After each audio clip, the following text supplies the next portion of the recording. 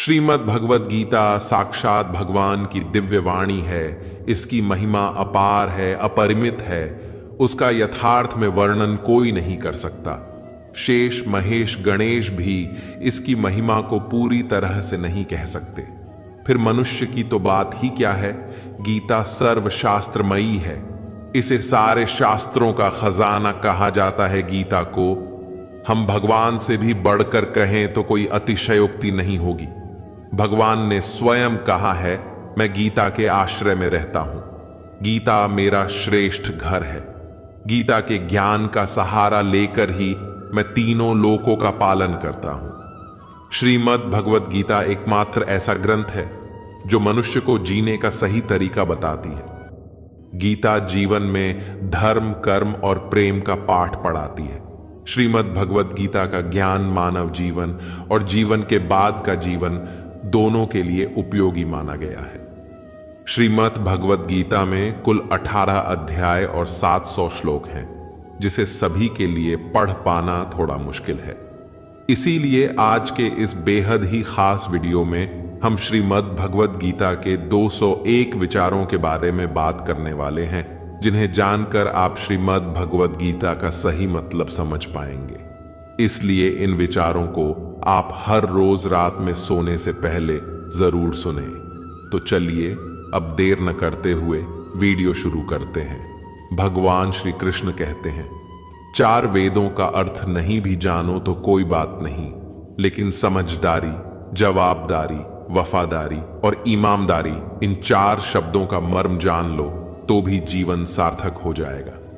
दीपक का जीवन इसलिए वंदनीय नहीं है कि वह जलता है, बल्कि इसलिए वंदनीय है कि वह दूसरों के लिए चलता है, दूसरों से नहीं चलता।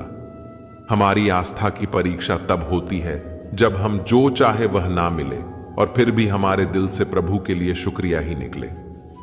अगर सही मायने में आप अपना जीवन बदलना चाहते हो तो सबसे पहले आपको अपना मन बदलने के लिए तैयार रहना पड़ेगा, क्योंकि जैसा आपका मन रहेगा वैसे ही आपके विचार होंगे, और जैसे आपके विचार होंगे वैसे ही आपका जीवन होगा।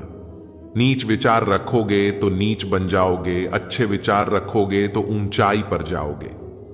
विश्वास किसी पर इतना करो कि वह तुम्हारे साथ छल करते समय खुद को दोषी समझे, और प्रेम किसी से इतना करो कि उसके मन में सदैव तुम्हें खोने का डर बना रहे।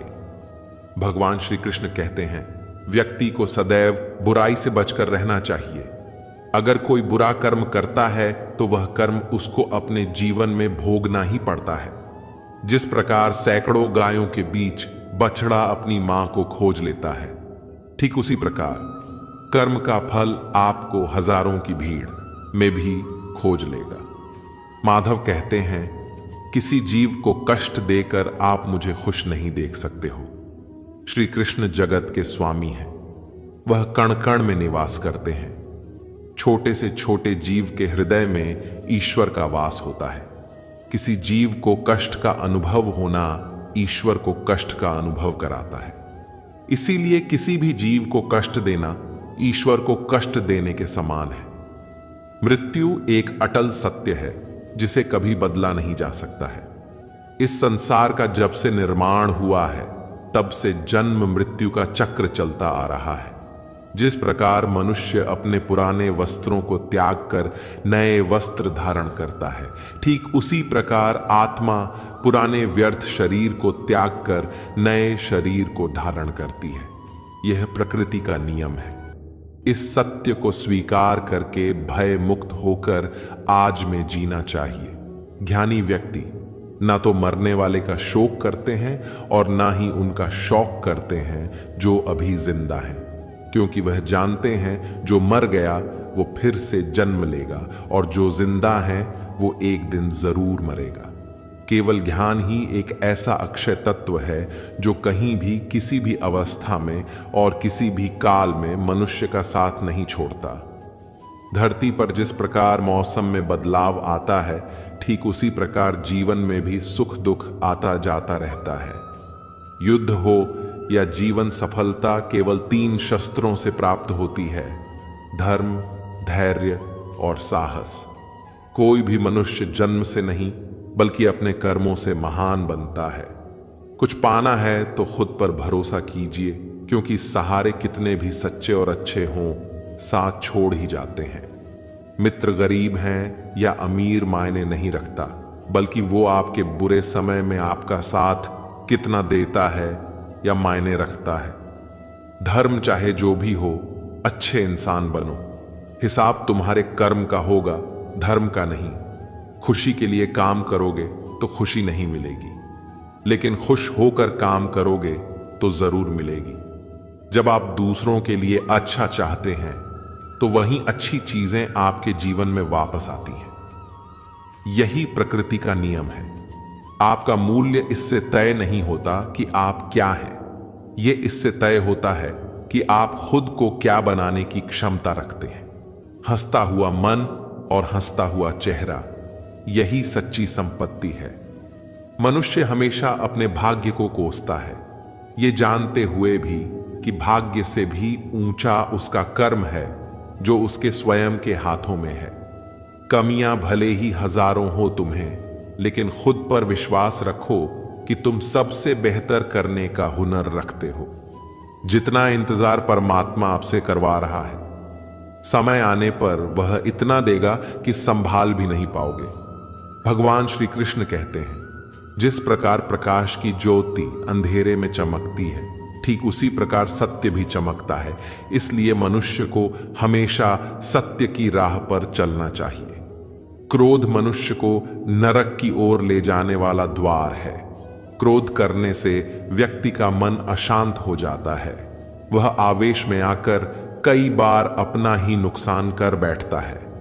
भगवान श्री कृष्ण कहते हैं, मनुष्य को क्रोध करने से बचना चाहिए। इतना भी गुस्सा आए, स्वयं को शांत रखने का प्रयास करें। दूसरों का भला करने वाले मनुष्य को हमेशा कष्टों का सामना करना पड़ता है, क्योंकि हमेशा फल देने वाले वृक्ष को भी पत्थरों की मार सहनी पड़ती है। सत्य से कमाया धन हर प्रकार से सुख देता है। छल कपट से कमाया धन दुख ही दुख देता है। चुप रहने से बड़ा कोई जवाब नहीं और माफ कर देने से बड़ी कोई सजा नहीं होती। जब मेहनत करने के बाद भी सपने पूरे नहीं होते तो रास्ता बदलिए, सिद्धांत नहीं, क्योंकि पेड़ भी हमेशा पत्ते बदलता है, जड़ नहीं। किसी की संगत से आपके विचार शुद्ध होने लगे तो समझ लेना वह कोई साधारण व्यक्ति नहीं है। आपका कठिन समय ही आपको मजबूत बना देता है। एक समझदार व्यक्ति वही है जो दूसरों को देखकर उनकी विशेषताओं से सीखता है, उनसे तुलना और ईर्ष्या नहीं करता। संबंध बड़ी बड़ी बातें करने से नहीं, छोटे छोटे भाव को समझने से गहरे होते हैं। यदि सब कुछ खोकर भी आपने कुछ करने की हिम्मत बाकी है तो समझ लीजिए आपने कुछ खोया ही नहीं। कर्म ही सबसे बड़ा धर्म है। भगवान श्री कृष्ण गीता में अर्जुन को उपदेश देते हुए कहते हैं, व्यक्ति कर्म करने के लिए ही पैदा हुआ है और बिना कर्म किए कोई रह नहीं सकता। मनुष्य को परिणाम की चिंता किए बिना अपने कर्तव्यों का पालन करना चाहिए। कृष्ण अपने भक्तों को कर्म का मार्ग दिखाते हुए कहते हैं, अपने कर्म समाज के प्रति और मानव कल्याण के प्रति केंद्रित करते हुए करो। बाकी फल की चिंता मत करो। उन सभी कर्मों को मुझे समर्पित करो। इस मार्ग को अपनाकर तुम मुझे प्राप्त कर सकते हो, मेरे प्रेम का भागीदार बन सकते हो। इस संसार में आज जो तुम्हारे पास है, कल वो किसी और का था, परसों वो किसी और का होगा। तुम यहां खाली हाथ आए थे और खाली हाथ जाओगे। कोई आपका साथ न दे तो निराश मत होना, क्योंकि परमात्मा से बड़ा हम सफर कोई नहीं होता। खुशी आजादी पर निर्भर होती है और आजादी इस बात पर निर्भर होती है कि आप कितने साहसी हैं। विश्वास के बगैर इस दुनिया में कोई भी रिश्ता ज्यादा देर तक कायम नहीं रह सकता। यदि किसी भूल के कारण कल का दिन दुख में बीता तो उसे याद करके आज का दिन व्यर्थ ना करें। जो लक्ष्य में खो गया समझो वही सफल हो गया। आप जो कर रहे हैं उससे अगर आप प्यार करते हैं तो आप जरूर सफल होंगे। मन पर नियंत्रण रखना जरूरी है। मनुष्य का मन वायु की तरह चंचल है। यह मन ही है जो मनुष्य को काम वासना की तरफ भटकाता रहता है। अगर जीवन को सफल बनाना है तो मन पर काबू करना बहुत जरूरी है। मन को वश में करने से दिमाग की शक्ति केंद्रित होती है, जिससे कार्यों में सफलता मिलने लगती है।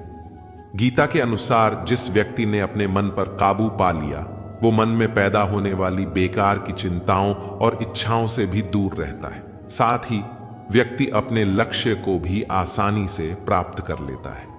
अगर मन को वश में नहीं करोगे तो वह तुम्हारा सबसे बड़ा शत्रु बन जाएगा। अज्ञानी व्यक्ति स्वयं के लाभ के लिए कार्य करते हैं, जबकि बुद्धिमान लोग विश्व के कल्याण के लिए कार्य करते हैं। यदि किसी काम को करने में डर लगे तो याद रखना यह संकेत है कि आपका काम बहादुरी से भरा हुआ है। भगवान श्री कृष्ण कहते हैं, जब शांति के सारे मार्ग बंद हो जाए और न्याय ना मिले तो युद्ध करो। वास्तव में मुसीबत में साथ देने वाला मित्र ही सच्चा मित्र होता है। हमेशा शक करने वाला व्यक्ति कभी शांति प्राप्त नहीं कर सकता। इसलिए संदेह करने से बचें। अधिक संदेह करने से मन की शांति भंग हो जाती है और व्यक्ति भ्रमित होकर अपने संबंधों को नष्ट कर डालता है।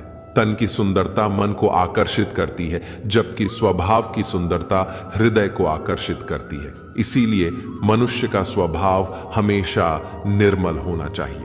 कौन क्या कर रहा है, कैसे कर रहा है और क्यों कर रहा है, इन सब से आप जितना दूर रहेंगे उतना ही खुश रहेंगे। जिंदगी में हम कितने सही हैं और कितने गलत हैं, ये सिर्फ दो लोग जानते हैं, एक परमात्मा और दूसरी हमारी अंतरात्मा।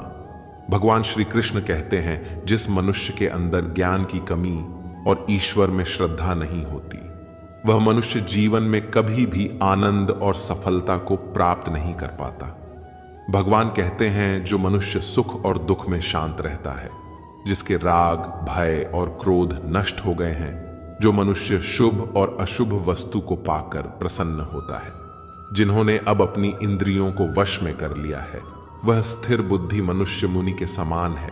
ऐसा मनुष्य स्थिर और इंद्रियों को वश में करके ज्ञान द्वारा परमात्मा को प्राप्त करके हमेशा संतुष्ट रहता है। जिस प्रकार समुद्र अचल है, भारी से भारी आंधी तूफान आने पर या अनेक नदियों के जल प्रवाह उसमें प्रविष्ट होने पर भी वो अपनी स्थिति से विचलित नहीं होता, मर्यादा का त्याग नहीं करता, उसी प्रकार परमात्मा के स्वरूप में स्थित योगी की स्थिति भी सर्वदा अचल होती है। बड़े से बड़े सांसारिक सुख दुखों का सहयोग वियोग होने पर भी उसकी स्थिति में जरा भी अंतर नहीं पड़ता। वो योगी परमात्मा में नित्य निरंतर अटल और स्थित रहता है। अपना काम बनाने के लिए लोग आपकी तारीफ करेंगे, आपसे रिश्ता बनाने की कोशिश करेंगे, लेकिन उनके व्यवहार को सच मानकर अगर आप फंस जाएंगे तो आगे चलकर आपको ही नुकसान होगा। कहते हैं कि लोग अपना काम निकालने के लिए गधे को भी घोड़ा बना लेते हैं। वास्तविकता में अभी वही युग चल रहा है, जहां लोग अपना स्वार्थ पूरा करने के लिए किसी भी हद तक गिर सकते हैं। भगवान श्री कृष्ण कहते हैं, किसी के मीठे शब्दों में कभी मत फंसना, बल्कि आंखें खोलकर इंसान को परखना सीखो। अक्सर आपको चोट वही लोग पहुंचाते हैं जो आपके अपने होते हैं, जो आपके दिल के ज्यादा करीब होते हैं। गीता का यह सबसे महत्वपूर्ण ज्ञान है, क्योंकि महाभारत की लड़ाई पर आए लोगों में नहीं थी, ये भाइयों की लड़ाई थी, एक ही परिवार की लड़ाई थी। चाहे आप किसी की मदद करो या मत करो, लेकिन जानबूझकर कभी किसी का दिल नहीं दुखाना चाहिए, क्योंकि जब किसी का दिल आपकी वजह से दुखता है तो हमेशा याद रखना कि आपको भी वो दर्द एक दिन जरूर मिलेगा। कभी भी किसी भी चीज की अधिक चाह नहीं करनी चाहिए। कोई भी चीज हद से ज्यादा मत करना। किसी से प्रेम या नफरत भी हद से ज्यादा मत करना, क्योंकि किसी भी चीज की अति आपको ही नुकसान पहुंचाएगी। इसलिए जीवन को संतुलन के साथ जीना चाहिए। जो आपके साथ अधर्म करे, पाप करे, गलत करे, उसे दंड जरूर देना चाहिए। अगर आप उसे माफ करते हैं तो वो आपके साथ और गलत करता है और आप उससे भी बड़े पाप के भागीदार बन जाएंगे। इसीलिए ज्ञानी व्यक्ति को अपने साथ हो रहे गलत का विरोध करना सीखना चाहिए। जीवन में कभी वो मत करो जो लोग करते हैं, हमेशा वही करो जो तुम्हारे लिए सही है। भगवान श्री कृष्ण कहते हैं, जो इंसान अपनी रक्षा खुद नहीं कर सकता या फिर अपनी रक्षा करने का प्रयास भी नहीं करता, ऐसे मनुष्यों की रक्षा भगवान भी नहीं करते। जो इंसान खुद के महत्व को नहीं जानता, वैसे इंसान को कोई भी महत्व नहीं देता है। बुरा इंसान कभी अपनी बुराई नहीं छोड़ता। आप चाहें उसके साथ कितना भी अच्छा व्यवहार करे, वो आपको तकलीफ जरूर देगा। इसलिए जो जैसा है उसके साथ वैसा ही व्यवहार करना चाहिए।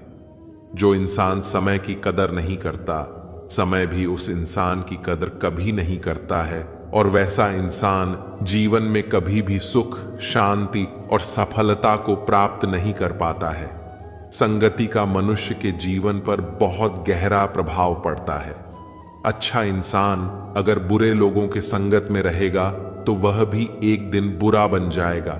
इसलिए हमेशा अच्छे लोगों की संगत में रहे। इस दुनिया में परमात्मा के सिवा किसी को अपना मत समझो। यहां कोई अपना नहीं है, क्योंकि जब दुनिया के सारे रास्ते बंद हो जाते हैं तो ईश्वर की तरफ जाने वाला रास्ता हमेशा खुला रहता है। इस दुनिया में हारे हुए इंसान की तकलीफ में कोई मदद नहीं करता, और अगर कोई इंसान थोड़ा सा भी सफल हो जाए तो उससे कोई खुश नहीं होता। इसलिए अपना दुख किसी को बताओ मत और अपनी खुशी किसी के आगे छताओ मत। मनुष्य का आहार हमेशा सात्विक और संतुलित होना चाहिए। इंसान को यह समझ नहीं कि क्या खाना चाहिए, कितना खाना चाहिए, कहां खाना चाहिए और कैसे खाना चाहिए, वह परमात्मा को कभी नहीं पा सकता। खुद को मिटाकर भी रख दोगे तब भी यह दुनिया आपसे खुश नहीं होगी। इसीलिए वह करो जो आपका दिल चाहे, वह मत करो जो दुनिया चाहती है, क्योंकि दुनिया की पसंद बदलने में वक्त नहीं लगता है। दुखाना भी जरूरी है, तभी इनसे जिंदगी पूरी होती है। खाली खुशी इंसान को मजबूत नहीं बनाती। कान्हा कहते हैं, मन की शांति से बढ़कर इस संसार में कोई भी संपत्ति नहीं है। जिस व्यक्ति ने अपने मन को शांत रखना सीख लिया है, उससे अधिक धनवान इस संसार में कोई नहीं है। लगातार हो रही असफलताओं से कभी निराश मत होना, क्योंकि कभी कभी गुच्छे की आखिरी चाबी भी ताला खोल देती है। रिश्ते चाहे कितने ही बुरे हों, उन्हें तोड़ना मत, क्योंकि पानी चाहे कितना भी गंदा हो, अगर प्यास नहीं बुझा सकता, वह आग तो बुझा ही सकता है। ईश्वर से कुछ मांगने पर ना मिले तो उससे नाराज ना होना, क्योंकि ईश्वर वह नहीं देता जो आपको अच्छा लगता है, बल्कि वो वही चीज देता है जो आपके लिए अच्छा होता है। जिंदगी में एक ऐसे इंसान का होना बहुत जरूरी है जिसको दिल का हाल बताने के लिए लफ्जों की जरूरत नहीं पड़ती। उसे ही परमात्मा कहते हैं। दिखते तो एक बार है, मगर पल भर में ही जिंदगी जीना सीखा जाते हैं। हम लोगों को खुश करने के चक्कर में अपना सब कुछ गुआ देते हैं। बाद में यही लोग कुछ नहीं किया कहकर सब कामों को भुला देते हैं। जीवन में सुख शांति चाहते हो तो अपनी समस्याओं और आलोचनाओं को खुद पर हावी मत होने दो। जो लोग गिरने से डरते हैं वो कभी ऊंची उड़ान नहीं भर सकते। इंसान दूसरों की अच्छाइयों पर खामोश रहते हैं, लेकिन चर्चा जब बुराइयों की हो तो गूंगे भी बोल पड़ते हैं। कान्हा कहते हैं, जितना वक्त तुम दूसरों पर बर्बाद करते हो, अगर उतना वक्त खुद पर लगा दो तो झुकना नहीं पड़ेगा। लोगों को परखने की आदत डालो। जैसे हर चमकती चीज सोना नहीं होता, वैसे ही हर अच्छा दिखने वाला इंसान सच्चा नहीं होता। जब तक हम किसी काम की शुरुआत नहीं करते, तब तक वो काम हमें असंभव ही दिखाई देता है। जिसने अकेले चलना सीख लिया, समझो वो व्यक्ति सफलता के दरवाजे पर अपना पहला कदम रख चुका है। खुश रहने का बस एक ही मंत्र है, उम्मीद बस खुद से रखो, किसी और इंसान से नहीं। मोह विनाश का कारण होता है। मनुष्य के दुखों का मूल कारण उसका मोह ही है। वह जितना अधिक मोह करेगा उतना ही अधिक कष्ट भी भोगेगा। पछतावा अतीत नहीं बदल सकता और चिंता भविष्य नहीं संवार सकती। इसलिए वर्तमान का आनंद लेना ही जीवन का सच्चा सुख है। श्री कृष्ण कहते हैं, जो तुम्हारा साथ देता है तुम उसका साथ दो, जो तुम्हें धोखा देता है तुम उसे त्याग दो। जिन जगह आपका सम्मान नहीं हो वहां पर कभी जाना नहीं चाहिए, वरना लोग आपको कमजोर और बेवकूफ समझेंगे। जहां बारिश ना हो वहां फसल खराब हो जाती है, और जहां संस्कार ना हो वहां नस्ल भी खराब हो जाती है। जो लोग ये कहते हैं मेरे पास वक्त नहीं है, असल में उनके खास रिश्तों की गिनती मैं आपका नाम ही नहीं है। बात इतनी मधुर रखो कि कभी वापस भी लेनी पड़े तो आपको कड़वी ना लगे। खुद में थोड़ा स्वाभिमान होना जरूरी है, वरना लोग आपको वहां भी दबाने की कोशिश करेंगे जहां आपका अधिकार है। श्रेष्ठ पुरुष जैसा आचरण करता है, अन्य पुरुष भी वैसा ही आचरण करते हैं। मनुष्य जिस भी रूप की पूजा करते हैं, मैं भी उनको उनकी भावना के अनुसार उसी रूप में दर्शन देता हूं। मनुष्य जिस भाव से मेरी उपासना करते हैं, मैं उनकी उस भाव का ही अनुसरण करता हूं। जो मेरा चिंतन करता है उसका मैं चिंतन करता हूं। जो मेरे लिए व्याकुल होता है उसके लिए मैं भी व्याकुल हो जाता हूं। जो मुझे अपना सर्वस्व अर्पण कर देता है, मैं भी उसे अपना सर्वस्व अर्पण कर देता हूं। इस मनुष्य लोक में सांसारिक भोग के लिए लोग इंद्र आदि देवताओं की उपासना करते हैं, क्योंकि देवताओं का पूजन करने वालों को उनकी उपासना का फल तुरंत मिल जाता है। लेकिन मैं ऐसा नहीं करता हूं। मेरे भक्त यदि सच्चे भाव से भी मेरा भजन करते हैं तो भी मैं उनकी उसी कामना को पूर्ण करता हूं जिसकी पूर्ति से उनका विषयों से वैराग्य होकर मुझ में प्रेम और विश्वास बढ़ता है। इसीलिए सांसारिक मनुष्य को मेरी भक्ति का फल शीघ्र मिलता हुआ नहीं दिखता है, और इसलिए वे मंद बुद्धि मनुष्य कर्मों का फल शीघ्र प्राप्त करने की इच्छा से अन्य देवताओं का ही पूजन किया करते हैं। जैसे हवा के झोंके नाव को भटका देते हैं, वैसे ही मनुष्य की इच्छाएं बुद्धि को भटका देती हैं। जो मनुष्य सुख और दुख में, मान और अपमान में शांत रहता है, वह मनुष्य मुझे अति प्रिय है। यह संसार मेरी ही माया है, यह संसार मुझसे ही उत्पन्न हुआ है। मैं ही इसका पालन पोषण करता हूं और मैं ही इस सृष्टि का विनाश करता हूं। मैं भूत, वर्तमान और भविष्य के सभी प्राणियों को जानता हूं, लेकिन वास्तविकता में मुझे कोई नहीं जानता। समझदार व्यक्ति जब संबंध निभाना बंद कर देता है तो समझ लेना चाहिए उसके आत्मसम्मान को कहीं ना कहीं ठेस अवश्य पहुंची है। प्रेम सदैव माफी मांगना पसंद करता है और अहंकार सदैव माफी सुनना पसंद करता है। कर्म ही तुम्हारी पहचान है, वरना एक नाम की यहां हजारों इंसान हैं। अच्छे कर्म करने के बावजूद भी लोग केवल तुम्हारी बुराइयां याद रखेंगे। इसलिए लोग क्या कहते हैं इस पर कभी ध्यान मत दो। जितना हो सके खामोश रहना अच्छा है, क्योंकि सबसे ज्यादा गुनाह इंसान से उसकी जुबान ही करवाती है। जो पुरुष ना किसी से द्वेष करता है और ना किसी चीज की आकांक्षा करता है, वैसा कर्मयोगी पुरुष सन्यासी के समान है, और वह पुरुष सुखपूर्वक सांसारिक बंधन से मुक्त हो जाता है। ना तो मैं किसी के भाग्य का निर्माण करता हूं और न ही किसी के कर्म फल का निर्माण करता हूं। मनुष्य अपने द्वारा किए कर्मों का ही फल भोगता है और उसी से उसके भाग्य का निर्माण होता है। मनुष्य स्वयं ही अपना मित्र है और स्वयं ही अपना सबसे बड़ा शत्रु भी है। ज्ञानी मनुष्य कर्म योग या भक्त योग से एक ही जन्म में इस समुद्र रूपी संसार से निकलकर परमात्मा को प्राप्त कर लेता है, और अज्ञानी मनुष्य काम, क्रोध, लोभ, मोह में फंसकर भटकता रहता है। भगवान श्री कृष्ण कहते हैं, भगवत प्राप्ति के लिए कर्म करने वाला कोई भी मनुष्य दुर्गति को प्राप्त नहीं होता है। इस लोक में या परलोक में वह जहां भी रहता है वह परमात्मा के मार्ग में आगे ही बढ़ता रहता है। किसी को धोखा देना एक कर्ज है जो आपको किसी और के हाथों एक दिन जरूर मिलेगा। एक अच्छी नजर वही है जो सिर्फ अपनी कमियां और दूसरों के गुण तलाश करती है। कभी उस व्यक्ति पर भरोसा मत करो जो वक्त के साथ स्वभाव बदल लेते हैं। जीवन में कभी किसी से अपनी तुलना मत करो। तुम जैसे हो सर्वश्रेष्ठ हो। सबको अपना जीवन बदलने के लिए समय मिलता है, परंतु समय बदलने के लिए दोबारा जीवन नहीं मिलता है। जो होने वाला है वह होकर रहता है, और जो नहीं होने वाला है वह कभी नहीं होता। ऐसा निश्चय जिनकी बुद्धि में होता है उन्हें चिंता कभी नहीं सताती है।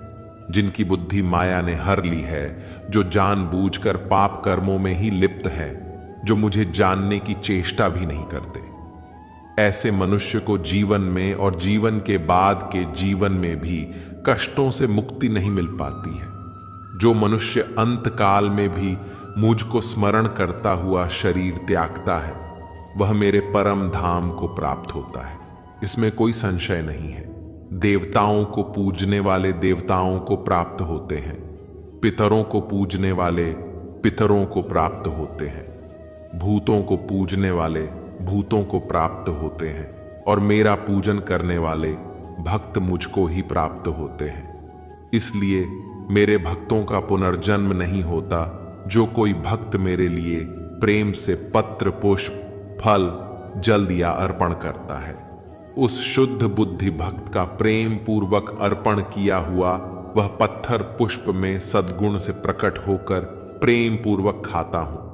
तू जो कर्म करता है, जो खाता है, जो हवन करता है, जो दान देता है, वह सब मुझे अर्पण कर, मैं तुम्हें मुक्ति प्रदान करूंगा।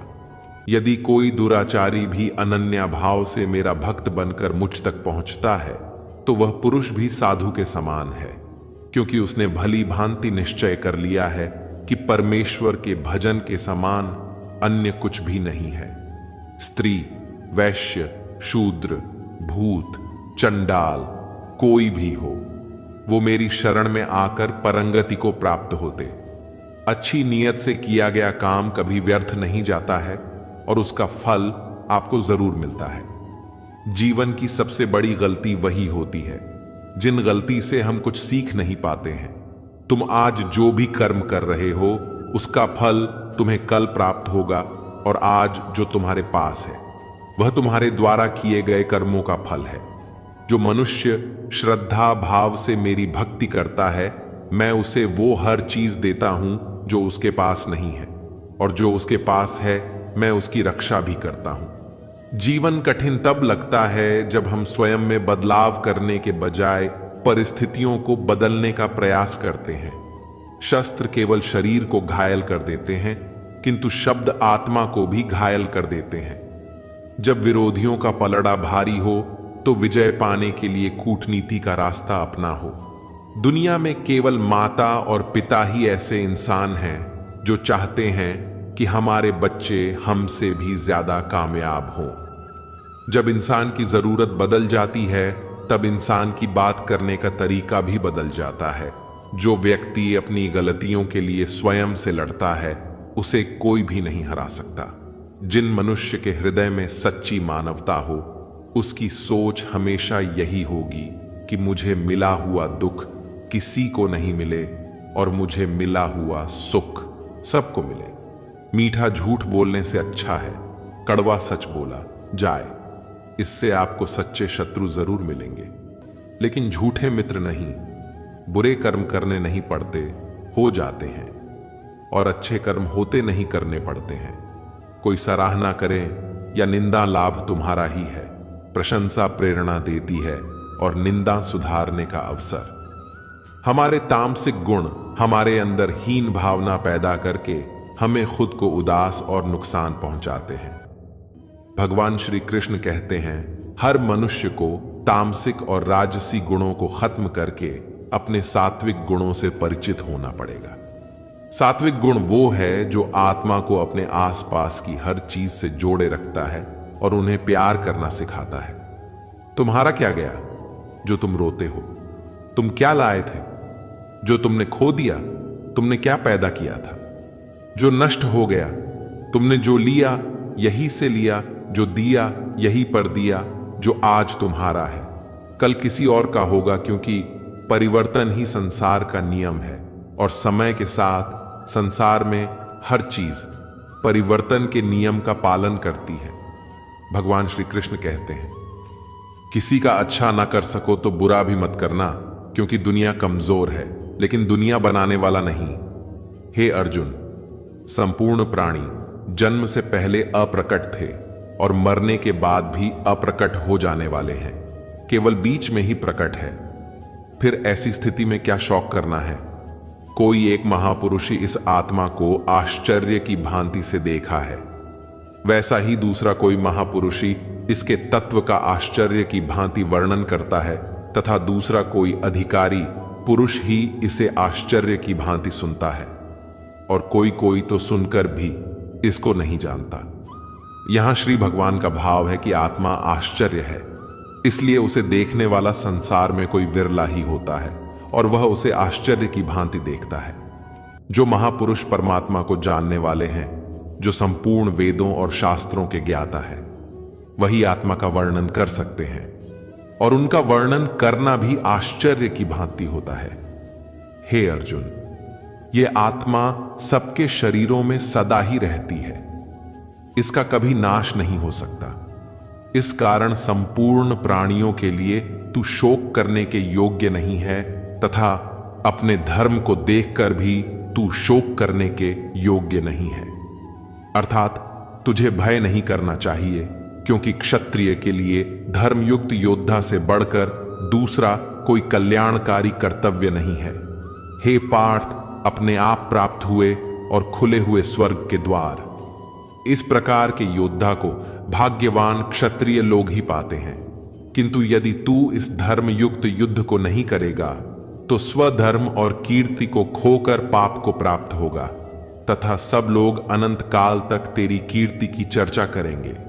और माननीय पुरुष के लिए अब कीर्ति मरण से भी बढ़कर है, और जिनकी दृष्टि में तू पहले बहुत सम्मानित होकर अब लघुता को प्राप्त होगा, वे महारथी लोग तुझे भय के कारण युद्ध से हटा हुआ मानेंगे।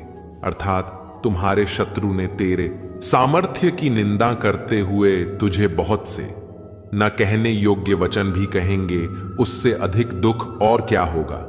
या तो तू युद्ध में मारा जाएगा और स्वर्ग को प्राप्त होगा, अथवा संग्राम में जीतकर पृथ्वी का राज्य भोगेगा। इस कारण ही अर्जुन को युद्ध के लिए निश्चित करके खड़ा हो जा। जय पराजय, लाभ हानि और सुख दुखों को सामान समझकर युद्ध के लिए तैयार हो जाए। इस प्रकार युद्ध करने से तू पाप को नहीं प्राप्त होगा। हे पार्थ, यह तेरे लिए ज्ञान योग के विषय में कही गई, और अब तू इसको कर्म योग के विषय में सुन। जिन बुद्धि को जानकर तू कर्मों के बंधन को भली भांति त्याग देगा, अर्थात सर्वथा नष्ट कर डालेगा। इस कर्म योग में आरंभ का अर्थात बीज का नाश नहीं है, और उल्टा फल रूप दाश भी नहीं है, बल्कि इस कर्म योग रूप धर्म का थोड़ा सा भी साधन जन्म मृत्यु रूप महान भय से रक्षा कर लेता है। यहां श्री भगवान के कहने का भाव है कि कर्म योग का कभी नाश नहीं होता। इसके संस्कार साधक के अंतकरण में स्थित हो जाते हैं, और वे साधक को दूसरे जन्म में पूर्ण साधन में लगा देते हैं। निष्काम भाव से किए गए कर्मों का विपरीत परिणाम भी नहीं होता है, और ऐसा साधक भगवान को प्राप्त हो जाता है कि अर्जुन इस कर्म योग में निश्चयात्मक बुद्धि भी एक ही होती है, किंतु अस्थिर विचार वाले विवेकहीन मनुष्य की बुद्धि या निश्चय ही बहुत भेदों वाली और अनंत होती है। जब फैसला लेना हो तो बुद्धि एक ही होती है, लेकिन जहां सोच के फैसले की निर्णय की कमी हो, वहां कई बुद्धियां काम करती हैं। यहां अनिर्णय की स्थिति के बारे में कहा गया है। जब आप फैसला नहीं ले पाते हैं तो ना जाने कई दिशाओं में आपका ध्यान, आपकी बुद्धि जाती है। लेकिन अगर आप निर्णय करने की सोच ले तो उसके बाद उस काम को करने का ही प्रण होता है।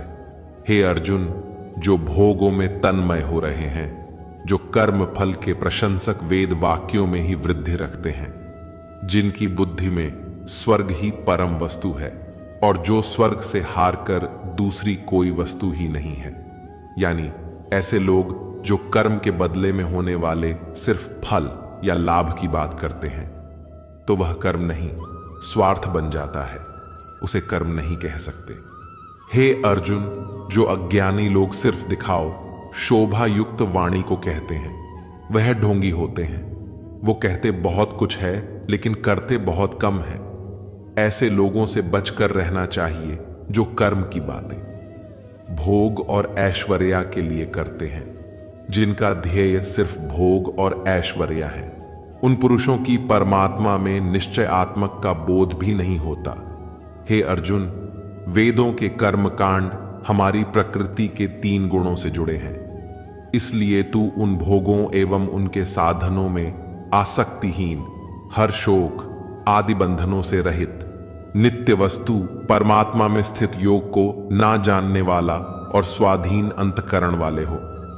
यहां श्री भगवान कहते हैं, वेद भी 3 गुणों में समाप्त हो जाते हैं, उससे आगे भी नहीं जानते।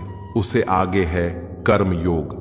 सामर्थ्य की निंदा करते हुए तुझे बहुत से न कहने योग्य वचन भी कहेंगे, उससे अधिक दुख और क्या होगा।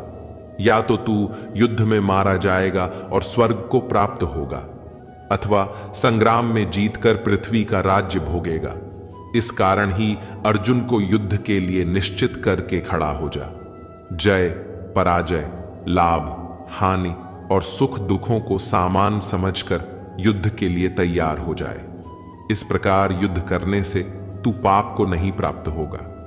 हे पार्थ, यह तेरे लिए ज्ञान योग के विषय में कही गई, और अब तू इसको कर्म योग के विषय में सुन। जिन बुद्धि को जानकर तू कर्मों के बंधन को भली भांति त्याग देगा, अर्थात सर्वथा नष्ट कर डालेगा।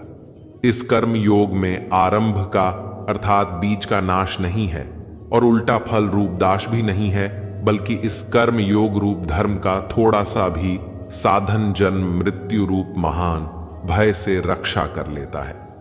यहां श्री भगवान के कहने का भाव है कि कर्म योग का कभी नाश नहीं होता। इसके संस्कार साधक के अंतकरण में स्थित हो जाते हैं और वे साधक को दूसरे जन्म में पुण्य साधन में लगा देते हैं। निष्काम भाव से किए गए कर्मों का विपरीत परिणाम भी नहीं होता है, और ऐसा साधक भगवान को प्राप्त हो जाता है कि अर्जुन, इस कर्म योग में निश्चयात्मक बुद्धि भी एक ही होती है, किंतु अस्थिर विचार वाले विवेकहीन मनुष्य की बुद्धि या निश्चय ही बहुत भेदों वाली और अनंत होती है। जब फैसला लेना हो तो बुद्धि एक ही होती है, लेकिन जहां सोच के फैसले की निर्णय की कमी हो वहां कई बुद्धियां काम करती हैं। यहां अनिर्णय की स्थिति के बारे में कहा गया है।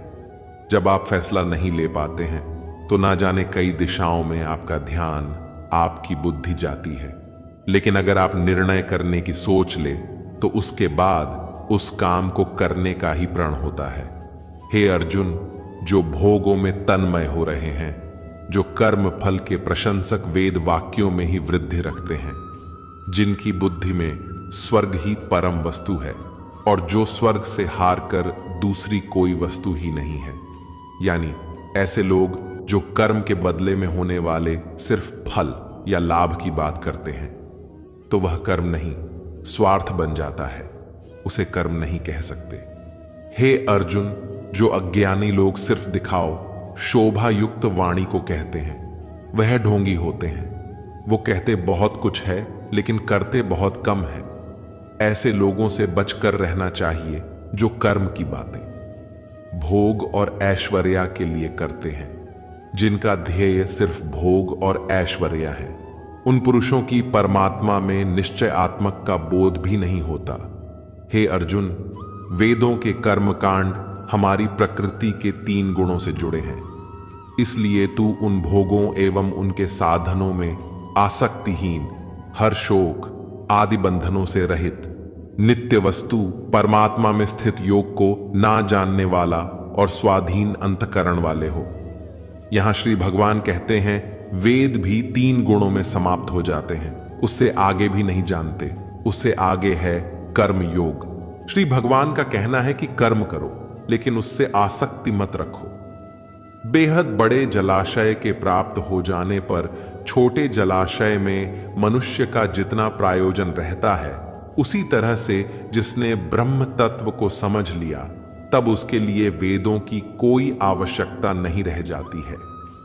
तेरा कर्म करने में ही अधिकार है, उसके फलों में कभी नहीं। इसीलिए तू कर्मों के फल के लिए काम मत कर, लेकिन ऐसा भी ना हो कि तू काम ही मत कर, कर्म करना है लेकिन फल के लिए नहीं। हे अर्जुन, आसक्ति को त्याग कर तथा सिद्धि और असिद्धि में समान बुद्धि वाला होकर योग में स्थित हुआ कर्तव्य कर्म कर, फल की इच्छा के लिए कर्म मत कर। तुमको कर्मयोगी बनने के लिए संभव में स्थित होकर कर्म करना चाहिए। सकाम कर्मों को उपभोग की अपेक्षा अत्यंत नीचा बतलाकर भगवान ने भाव दिलाया है कि सकाम कर्मों का फल नाशवान क्षणिक सुख की प्राप्ति है और कर्म योग का फल परमात्मा की प्राप्ति है। इसलिए दोनों में दिन और रात की अंतर है। संबुद्ध युक्त पुरुष पुण्य और पाप दोनों को इसी लोक में त्याग देता है, अर्थात उनसे मुक्त हो जाता है। इससे तू समर्थ रूप योग में लग जा। यह समत्वम रूप योगी कर्मों में कुशलता है, अर्थात कर्म बंधन से छूटने का उपाय है, क्योंकि समुद्र से युक्त अज्ञानी जन कर्मों से उत्पन्न होने वाले फल को त्याग कर जन रूप बंधन से मुक्त होकर निराकार परम पद को प्राप्त हो जाते हैं। जिस काल में तेरी बुद्धि मोह रूप दलदल को भली भांति पार कर जाएगी, उस समय तू सुने हुए और सुनने में आने वाले इस लोक और परलोक संबंधी सभी भोगों से वैराग्य को प्राप्त हो जाएगा। अर्जुन बोले कि शव समाधि में स्थित परमात्मा को प्राप्त हुए स्थिर बुद्धि पुरुष का क्या लक्षण है? वो स्थिर बुद्धि पुरुष कैसे बोलता है, कैसे बैठता है और कैसे चलता है? श्री भगवान बोले, हे अर्जुन, जिस काल में पुरुष मन में स्थित संपूर्ण कामनाओं को भली भांति त्याग देता है और आत्मा से आत्मा में ही संतुष्ट रहता है, उस काल में वो स्थित कहा जाता है। दुखों की प्राप्ति होने पर जिसके मन में उद्वेग नहीं होता, जिसके राग भय और क्रोध नष्ट हो गए हैं, ऐसा मुनि स्थिर बुद्धि कहा जाता है। जो पुरुष सर्वत्र स्नेह होकर शुभ या अशुभ वस्तु को प्राप्त होकर न प्रसन्न होता है और न शोक करता है, उसकी बुद्धि स्थिर है। कछुआ सब ओर से अपने पैरों को जैसे समेट लेता है, वैसे ही जब यह पुरुष इंद्रियों को विषयों से सब प्रकार से हटा लेता है, तब उसकी बुद्धि भी स्थिर है, ऐसा समझना चाहिए। इसलिए साधक को चाहिए कि वो उन संपूर्ण इंद्रियों को वश में करके समाहित होकर मेरा ध्यान करे, क्योंकि जिस पुरुष की इंद्रियां वश में होती हैं, उसी की बुद्धि स्थिर हो जाती है। विषयों का चिंतन करने वाले पुरुष उन विषयों में आसक्ति हो जाती है। आसक्ति से उन विषयों की कामना उत्पन्न होती है और कामना में विघ्न बढ़ने से क्रोध उत्पन्न होता है। क्रोध से भ्रम पैदा होता है। स्मृति में भ्रम हो जाने से बुद्धि का नाश हो जाता है और बुद्धि का नाश हो जाने से उस पुरुष का पतन हो जाता है। जिस प्रकार हवा के झोंके नाव को भटका देती है, ठीक उसी प्रकार मनुष्य की इंद्रियां उसकी बुद्धि को भटका देती हैं। इसलिए जिन पुरुष की इंद्रियां उसके बस में होती हैं, उसी की बुद्धि स्थिर है। भगवान श्री कृष्ण कहते हैं, जिस प्रकार समुद्र की स्थित जल है, भारी से भारी आंधी तूफान आने पर या अनेक नदियों के जल प्रवाह उसमें प्रविष्ट होने पर भी वो अपनी स्थिति से विचलित नहीं होता, मर्यादा का त्याग नहीं करता, उसी प्रकार परमात्मा के स्वरूप में स्थित योगी की स्थिति भी सर्वथा अचल होती है। बड़े से बड़े सांसारिक सुख दुखों का सहयोग वियोग होने पर भी उसकी स्थिति में जरा भी अंतर नहीं पड़ता। वह योगी परमात्मा में स्थिर रहता है। जो मनुष्य संपूर्ण कामनाओं का त्याग करता है, वही मनुष्य शांति को प्राप्त कर पाता है। जो मनुष्य मुझसे परम प्रेम करके इस परम रहस्य युक्त गीता शास्त्र को मेरे भक्तों में कहेगा, वह मुझको ही प्राप्त होगा। इसमें कोई संदेह नहीं है। अच्छे लोगों के साथ हमेशा बुरा क्यों होता है? वहीं जो लोग बुरे कर्म करते हैं और अज्ञान की राह पर होते हैं, वो खुशहाल दिखते हैं। श्री कृष्ण ने इसका जवाब गीता में दिया है। आपने महसूस किया होगा कि जो लोग अच्छे कर्म करते हैं वो परेशान रहते हैं, वहीं जो बुरे कर्म करते हैं वो खुशी से रह रहे होते हैं। अच्छे कर्म करने वाले परेशान होते हैं, कि आखिर उन्हें इतनी परीक्षा क्यों देनी पड़ रही है, जबकि जो अधर्म की राह में हैं वो खुश हैं और जिंदगी का लुत्फ उठा रहे हैं। अगर आपके मन में भी ये सवाल आया है तो आज हम आपको इसका जवाब देंगे। ये जवाब वो है जो भगवत गीता में लिखा है और श्री कृष्ण ने अर्जुन को दिया था। भगवत गीता में वर्णित कथा के अनुसार जब भी अर्जुन के मन में कोई दुविधा होती थी तो वो श्री कृष्ण के पास पहुंच जाते थे। एक बार की बात है, अर्जुन भगवान श्री कृष्ण के समीप आकर कहा कि वो दुविधा में हैं और इसका जवाब वो श्री कृष्ण से चाहते हैं। श्री कृष्ण ने पूछा कि क्या सवाल है। अर्जुन ने कहा, मुझे ये जानना है कि अच्छे लोगों के साथ हमेशा बुरा ही क्यों होता है, वहीं बुरे लोग खुशहाल दिखते हैं। अर्जुन के मुंह से ऐसी बातें सुनकर श्री कृष्ण मुस्कुराए और कहा, मनुष्य जैसा सोचता है और महसूस करता है वैसा कुछ नहीं होता है, बल्कि अज्ञानता की वजह से वो सच्चाई नहीं समझ पाता है। अर्जुन उनकी ये बात समझ नहीं पाए। इसके बाद श्री कृष्ण ने क्या कहा वो जानते हैं। श्री कृष्ण ने अर्जुन से कहा, पार्थ, मैं तुम्हें एक कथा सुनाता हूं, उसे सुनकर तुम समझ जाओगे कि हर प्राणी को उसके कर्म के हिसाब से ही फल मिलता है।